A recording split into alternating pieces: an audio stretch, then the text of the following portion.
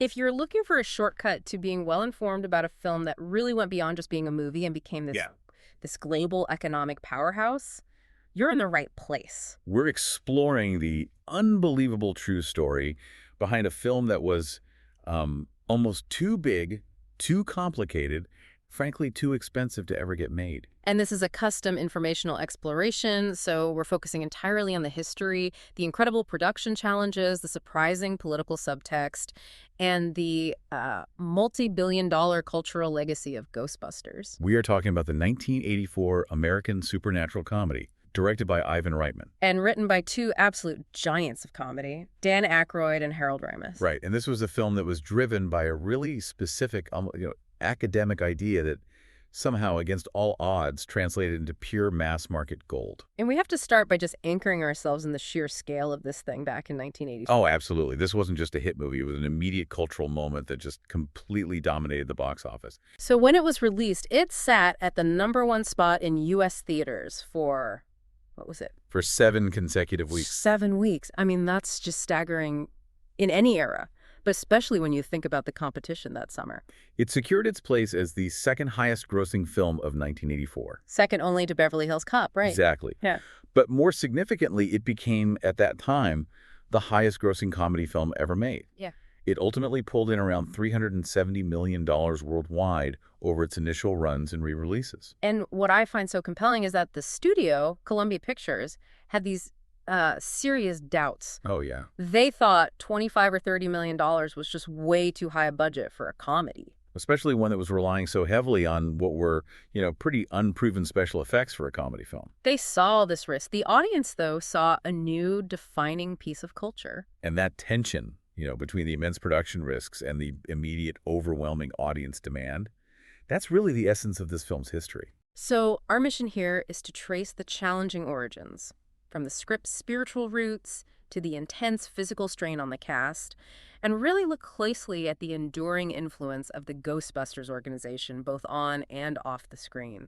The whole foundation of Ghostbusters rests entirely on the deeply personal beliefs of Dan Aykroyd. Right. It wasn't just a joke or some screenplay concept for him.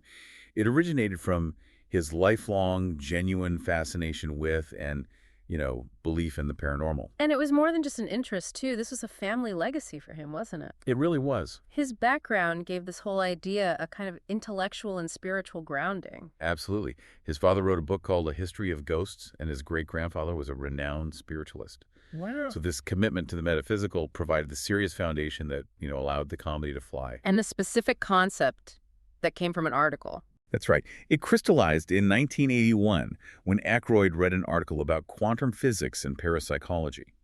And this article gave him the foundational idea, using specialized technology to actually capture and contain spiritual energy.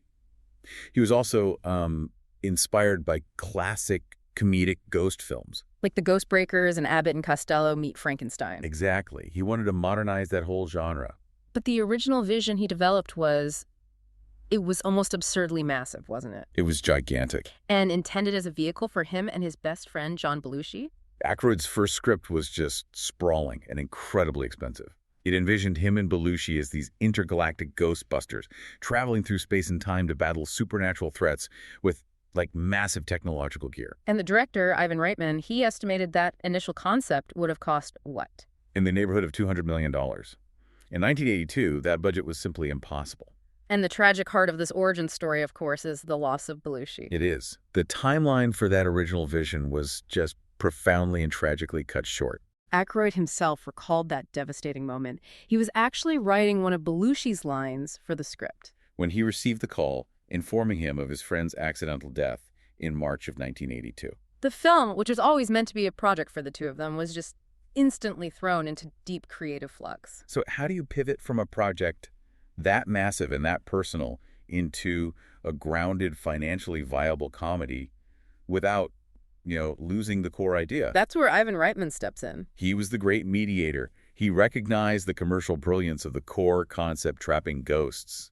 But he knew that Aykroyd's original 70 or 80-page treatment was just too serious and way, way too expensive. So he sits down with Aykroyd and proposes a pretty radical shift. A huge shift. Set the entire story on modern-day Earth. specifically in the gritty reality of early 1980s New York City. And Reitman's argument was that setting the extraordinary elements like a god of destruction or a giant marshmallow man against a backdrop of reality would make the absurdity that much funnier. Exponentially funnier. And then Reitman brought in Harold Ramis. Known for hits like Stripes and Animal House. Right, because he felt Ramis's structural and comedic sensibility was just necessary to shape Aykroyd's ideas into a coherent script that could hit that crazy deadline. And that creative trio, Aykroyd, Ramis, and Reitman, was just crucial to the film's eventual success. They defined the division of labor perfectly. Aykroyd was the kitchen sink writer. He brought the endless enthusiasm, the bizarre situations, all of the specific paranormal jargon. And Ramis, he was the editor and refiner. Exactly. He was responsible for honing the jokes, structuring the narrative, and making sure the dialogue was sharp. They locked themselves away in Aykroyd's basement on Martha's Vineyard for 2 weeks. Just focused solely on cutting these massive, costly set pieces. They had to lose so much fantastic, expensive material. Oh, yeah. Scenes like an illegal ghost storage facility hidden inside a New Jersey gas station, an asylum haunted by celebrity ghosts, all scrapped, just to bring the budget down to a feasible level. But out of this intense collaboration, they defined the now iconic character archetypes.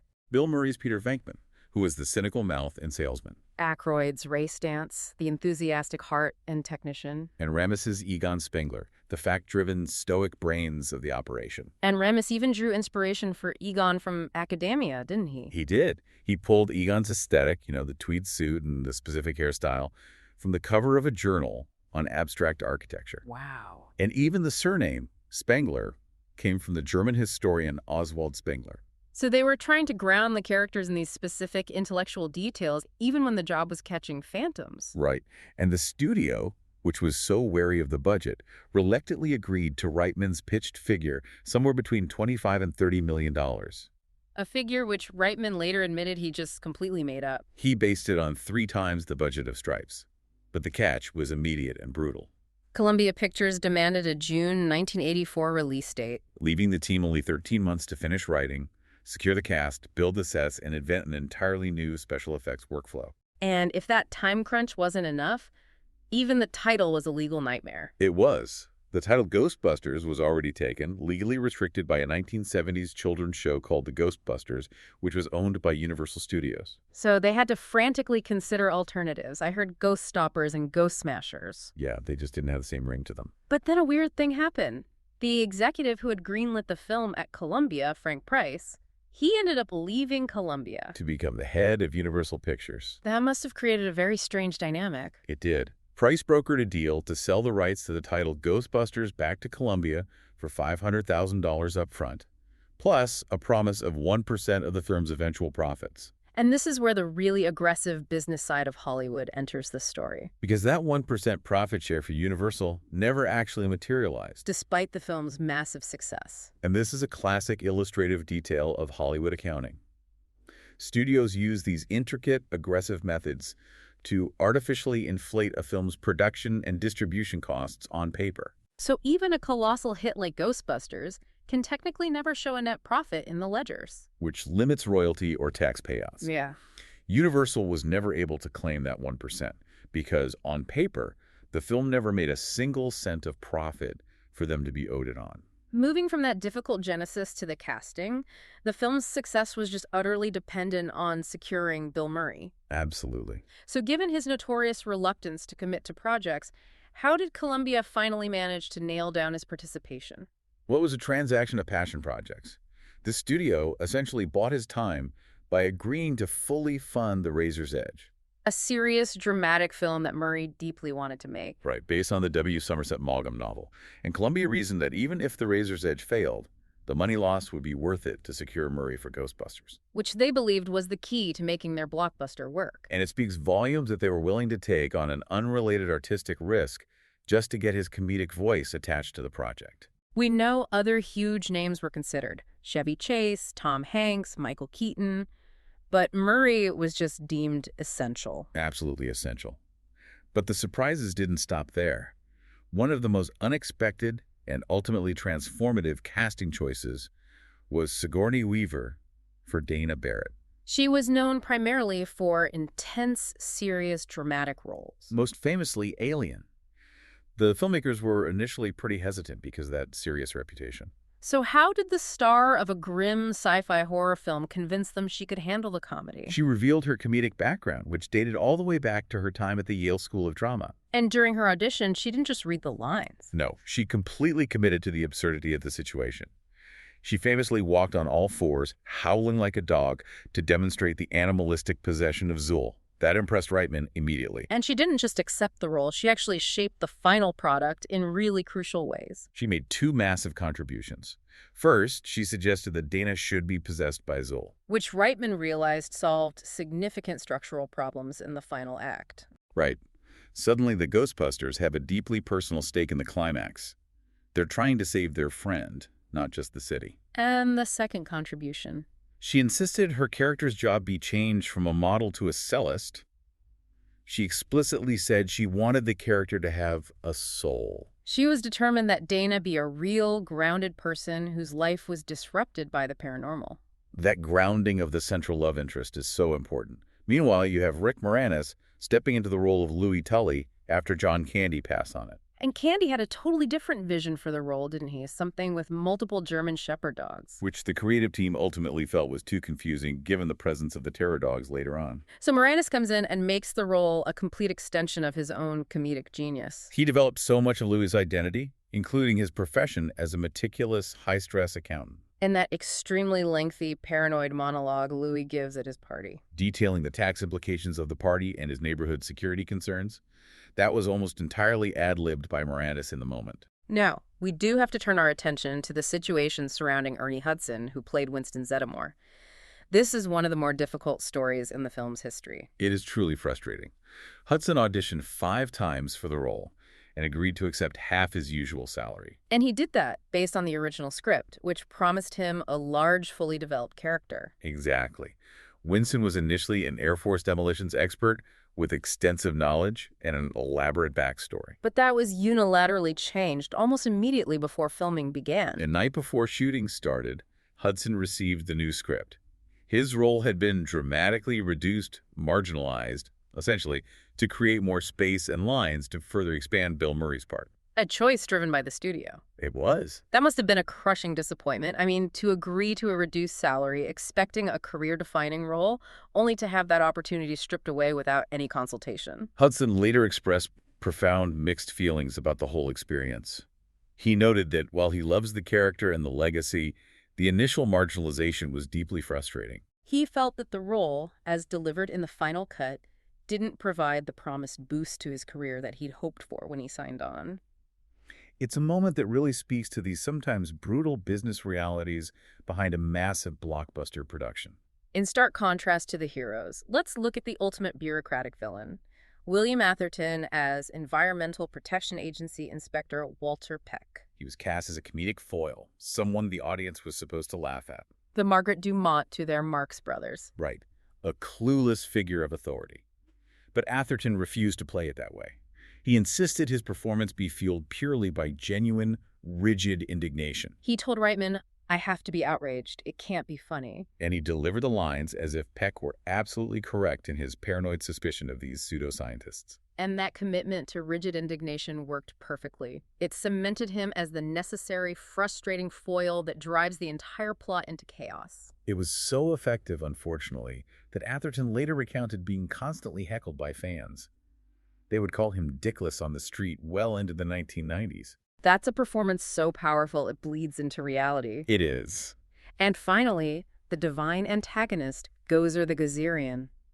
The character's conception evolved significantly, didn't it? It did. The initial idea was for a business-suited architect that Paul Rubens was supposed to play. But the final concept was inspired by the androgynous looks popular in the early 80s. Specifically Grace Jones and David Bowie. Yugoslavian actress Slavica Jovan was ultimately cast, but her strong Slavic accent was deemed inappropriate for the ancient Sumerian god of destruction. So her voice was dubbed over by Patty Edwards. Which proves that even a single line of dialogue from the ultimate villain required a complex, multi-layered production decision. We need to return to that impossible deadline. 13 months. from green light to theatrical release, and that had to include all the special effects creation. It was a true turning point in how effects were produced. At the time, all the major effects studios like ILM were completely tied up, So if they couldn't hire an existing studio, they had to invent one. which is an unbelievable logistical challenge under that kind of time pressure. It led to one of the most fascinating business stories of the entire production. The special effects cinematographer, Richard Edlund, was planning to leave Industrial Light and Magic. And Columbia Pictures and MGM, they saw an opportunity. They advanced Edlund approximately $5 million to establish a brand new effects house, Boss Film Studios, specifically to handle Ghostbusters. They essentially bought a studio into existence just for this film. And Boss Film Studios had only 10 months to be built from scratch, staff up, and create roughly 630 individual effects shots. The schedule must have been absolutely brutal. Edlund recounted that so much time was lost just in legal negotiations over the contract that they lost precious weeks of setup time. This extreme constraint meant that editing often had to happen simultaneously with filming. So many of the complicated, unrepeatable visual effects had to be captured perfectly in a single take. There was just no room for error. Let's talk about the creature design that emerged from this chaos, starting with the now legendary Slimer. On set, he was simply referred to as the onion head ghost, Why onion head? partially because the foam rubber puppet emitted this unpleasant odor. Oh, wow. The full-size foam puppet was an immensely complicated piece of engineering. It took 6 months of labor and cost about $300,000 to design and build. And the designer, Steve Johnson, was under immense pressure. Constant executive interference. There is a great anecdote that he finally cracked the final look under duress, finishing the design in a single frantic night. And he modeled it partially on John Belushi. As a tribute, since Aykroyd had originally intended him to star in the film, the character was only officially named Slimer much later, when the real Ghostbusters animated series launched. And then, the Marshmallow Man. Maybe the film's most visually shocking and absurd creation. Especially after Reitman had insisted on keeping the initial setting so realistic. Aykroyd envisioned him as a combination of the Michelin Man and the Pillsbury Doughboy. Wearing a sailor hat. The execution was a mammoth task of practical effects. They manufactured 18 separate foam suits, each one costing between $25,000 and $30,000. And actor Bill Bryan wore these suits, modeling the creature's massive, slow walk on Godzilla's movements. And even the materials were complicated. Bryan had to use a separate air supply inside the heavy suit because of the toxicity of the foam. And what about that messy climax where the Marshmallow Man explodes and rains down on New York City? That was achieved using massive quantities of shaving cream. Shaving cream. They initially planned to use 150 pounds of shaving cream, but a test run showed that amount could actually injure a stuntman, so they scaled it back to 75 pounds. And even that amount, coating the actors for hours during filming, caused significant skin irritation and rashes. That is the price of cinematic spectacle. The technical challenges extended even to the small-scale monsters like the terror dogs, Zool, and Vins. These were captured using quarter-scale stop-motion animation, overseen by Randy Cook. Because the physical model was so large and heavy, filming the model's move across a 30-foot stage for the transformation sequence, it took nearly 30 hours. 30 hours for a few seconds of film. It shows the sheer manual labor required in the pre-CGI era. For comparison, it's estimated that creating one single second of non-puppet ghost footage took up to 3 weeks to animate by hand. Let's discuss the iconic, instantly recognizable gear that defined the Ghostbusters. The proton packs, the ectomobile. They're practically characters themselves. Hardware consultant Stephen Dane was brought in to design all the equipment, the proton packs, the traps, the PKE meter, and the ectomobile in the 6 weeks leading up to filming. And his guiding aesthetic was that the equipment had to look like a plausible fusion of high-end science and, improvised homemade ingenuity. Exactly. It had to look off the shelf and military surplus. I know the proton packs were inspired by a military flamethrower, but they were far from light props. Far from it. They were constructed using a fiberglass shell bolted onto a standard U.S. Army backpack frame. And once you install the batteries and wiring for the lighting effects... Each pack weighed about 30 pounds.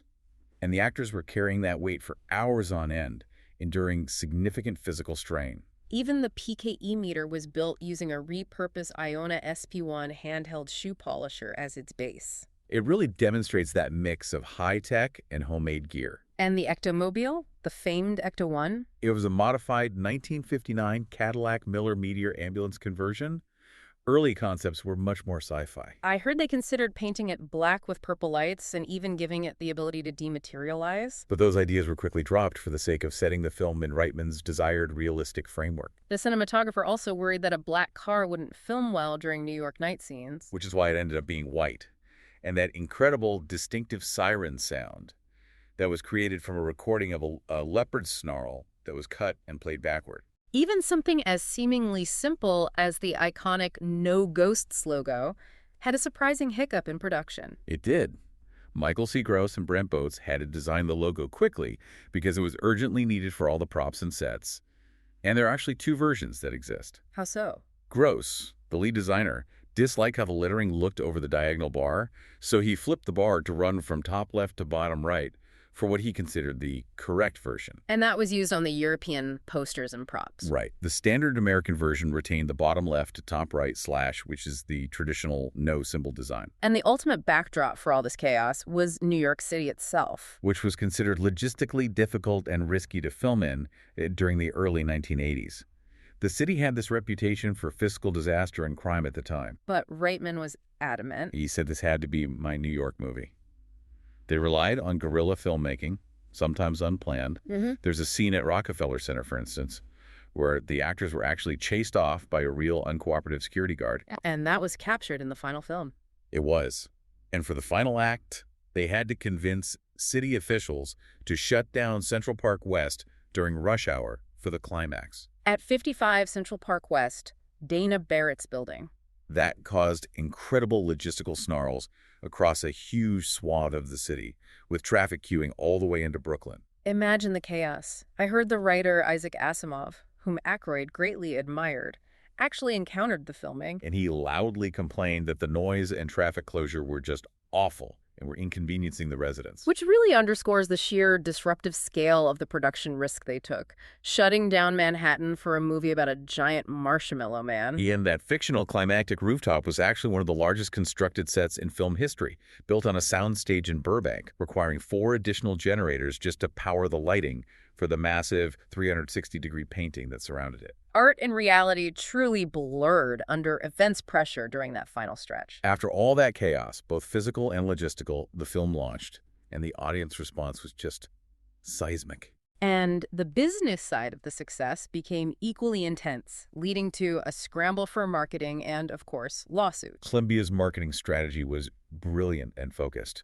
Their initial teaser trailer was extremely minimalist. Just the No Ghosts logo. Exactly. It generated immediate, powerful curiosity without revealing the plot or the stars. And they used that early curiosity to phenomenal effect with the theatrical trailer. They did something revolutionary at the time. The separate theatrical trailer contained a real, working, toll-free telephone number. And they were receiving 1,000 calls per hour for 6 straight weeks. This massive $10 million marketing campaign quickly paid off, as the box office numbers far exceeded the $80 million needed to turn a theoretical profit. Even the soundtrack, which was massively profitable, ended up being mired in controversy and legal battles. Right. Elmer Bernstein, who composed the score, reportedly hated the studio's decision to include popular music in his film. But that decision was undeniably successful. Ray Parker Jr.'s theme song became a gigantic hit, spending 3 weeks at #1 on the Billboard Hot 100. It's estimated the song added an astonishing $20 million to the film's total box office revenue. But the success was overshadowed by the lawsuit. Yes. Huey Lewis sued Parker Jr., alleging that the theme song plagiarized his 1983 song, I Want a New Drug.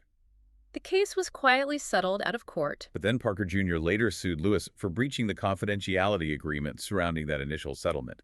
It was a chain reaction of legal entanglement. And the musical legal battles weren't the only ones. The Ghostbusters were battling lawyers almost as much as they were battling Sumerian gods. Harvey Cartoons, the owner of Casper the Friendly Ghost, sued the filmmakers for $50 million and sought the destruction of all copies of the film. On what grounds? They alleged that the No Ghosts logo was illegally derivative of their character, Fatso. Columbia ultimately won that case, confirming the logo was sufficiently original. The unexpected, overwhelming scale of the film's success had immediate personal consequences for the actors, particularly Bill Murray. He essentially stepped away from acting entirely for 4 years. He described the success as radioactive. while he acknowledged that Ghostbusters would forever be his biggest commercial accomplishment. Its overwhelming nature, combined with the simultaneous failure of his personal project, The Razor's Edge, just left him feeling burnt out.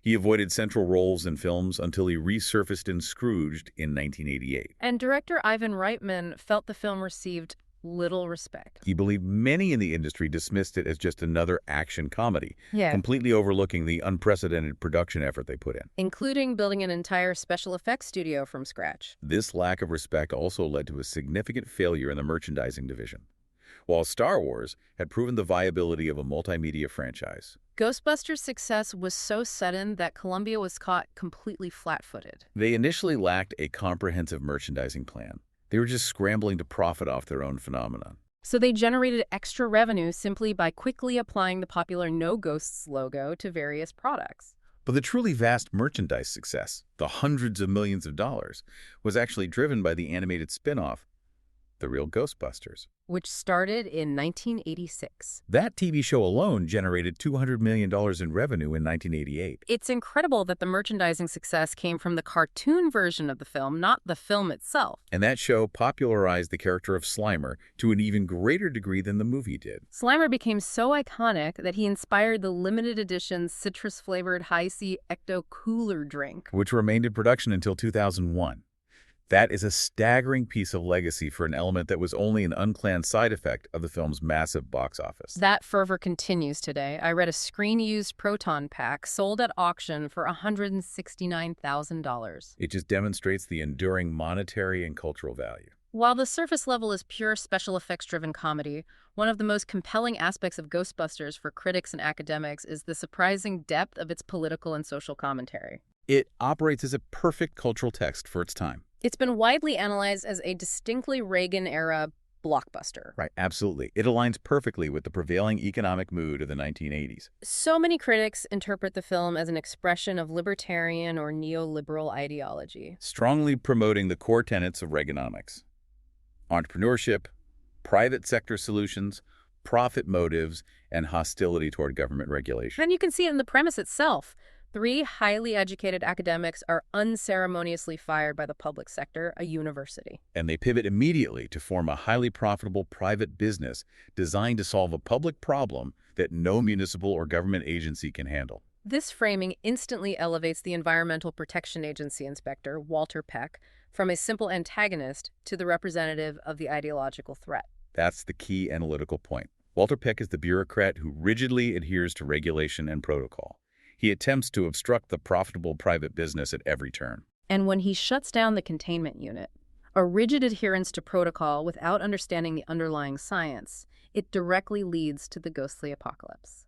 So in this critical reading, the film argues that the regulations imposed by the government are not just annoying, they're actively destructive to public safety. Peck, the representative of government overreach and regulation, is positioned as the primary antagonist of the entire world. Far more damaging than the Sumerian god Gozer, who is merely the consequence of Peck's actions. Egon's powerful line, "This is private property," when Peck attempts to seize their equipment.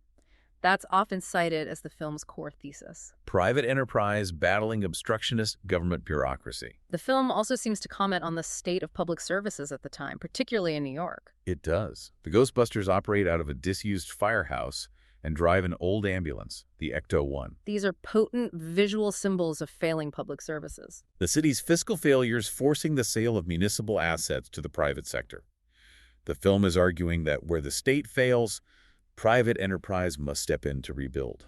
And the government's motive, when they finally agree to help, is cynical. When the Ghostbusters are jailed, the city's mayor is eventually convinced to release them, but only after he is reminded that their success will save the lives of millions of registered voters. It strongly suggests that the city official's motivation is purely political and self-serving. Right. It's about retaining his position, not genuine concern for public safety. Even the police, completely helpless to deal with the possessed Louis Tully, are forced to take him to the Ghostbusters, further reinforcing the incapacity of the official public response. Beyond the government critique, there's also critical analysis about how the film uses the ghosts to comment on deeper urban social issues in New York City during that era. Yes. The 1970s and early 80s were marked by this narrative of American urban despair, characterized by a gritty, collapsing, crime-ridden New York. In this context, the ghosts are interpreted by some critics as analogs for real-life urban problems like pollution, crime, and homelessness. They're the unwelcome waste of the city. And the privatization of the solution seems to bypass those who can't afford it. That's the critical lens focused on gentrification. The Ghostbusters service is inherently expensive, catering almost exclusively to affluent clientele, like the Sedgwick Hotel and Dana Barrett in Central Park West. The service doesn't come cheap. There's a fascinating anecdote that suggests poorer Chinese citizens in the film's universe were said to pay for services in meat, implying that the private, for-profit solution largely ignores the cost and the plight of the disenfranchised. It's a remarkable narrative choice that the characters treat the ghosts, which were once human, as nothing more than a nuisance. As pollutants or waste that must be captured and transported to less desirable areas. It's a powerful subtextual narrative. The Environmental Protection Agency refuses to even acknowledge the existence of this waste. The Ghostbusters, meanwhile, are able to operate a dangerous containment unit in the middle of a populated area because they possess unique knowledge and actively reject the regulatory government agency trying to stop them. It provides a potent, complex narrative about how society decides what problems are real and who's ultimately allowed to profit from solving them. To synthesize all these factors, the chaotic production, the genius cast, the box office dominance, and the political subtext, let's examine the sheer scale of the film's enduring influence. Well beyond the box office numbers of 1984, Ghostbusters is truly credited with redefining the modern blockbuster. It absolutely solidified a critical new genre blueprint. The special effects-driven comedy that successfully blends sci-fi, horror, and humor. Before Ghostbusters, studios weren't certain if audiences would accept a massive special effects tied to broad comedy. And its success proved the viability of a multimedia franchise business model. Translating a hit film into TV shows, massive merchandise sales, and other media to extend its profitability for decades. And its impact was profound on its setting. It even helped reshape the public perception of New York City, which at the time was often portrayed as a collapsing urban hellscape. The film functioned almost as a love letter to New Yorkers. It presented a city that, despite its chaos, was worth saving. Sigourney Weaver recalled the filming of the final scene being covered in marshmallow goo with genuine crowds of New Yorkers cheering for them. She called it one of the most moving things I can remember. It also helped diminish the perception gap between television and film actors, proving that Saturday Night Live talent could successfully carry massive studio pictures. The cultural saturation was immediate, but what's remarkable is how much of its vocabulary entered the cultural lexicon. Beyond the obvious catchphrases, the Mythbusters suffix became common shorthand, applied to everything from politics budget busters to technology nuke busters. And of course, who you gonna call remains a highly recognizable catchphrase. There's even a curious linguistic detail. Bill Murray's ad-lib, "This chick is toast," is cited by some sources as potentially being the first historic, popular usage of toast as that particular slang term. The film has developed an immense and ongoing devoted fan base, leading to its status as a true cult blockbuster. The dedication is intense, inspiring fan films, conventions, and high-value memorabilia. This cultural significance was formally recognized when the film was selected for preservation in the National Film Registry in 2015. For being culturally, historically, or aesthetically significant. Reitman joked about the honor, noting the irony that a movie that begins with a ghost disturbing books in a library now has a spot reserved on the shelves of the Library of Congress. Its legacy continues to thrive, often drawing inspiration directly from the original creative vision. Yes. We know of the modern sequels like Ghostbusters, Afterlife and Ghostbusters, Frozen Empire, which continue to extend the mythology. But it's worth remembering that Aykroyd himself referred to the 2009 video game, which featured the original cast and writers, as being essentially the third movie. That decision highlights the enduring bond of the creative team and the strength of the original complex concept. The original Ghostbusters remains a definitive cultural touchstone.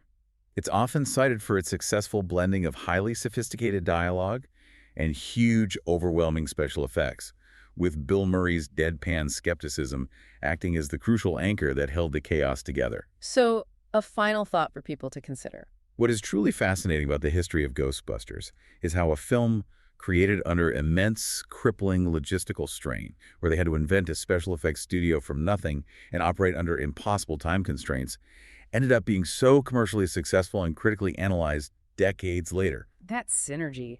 That synergy of production chaos, the personal grief and creative commitment of Aykroyd, and the anchoring genius of Bill Murray's performance resulted in a definitive piece of cultural history, recognized by the Library of Congress.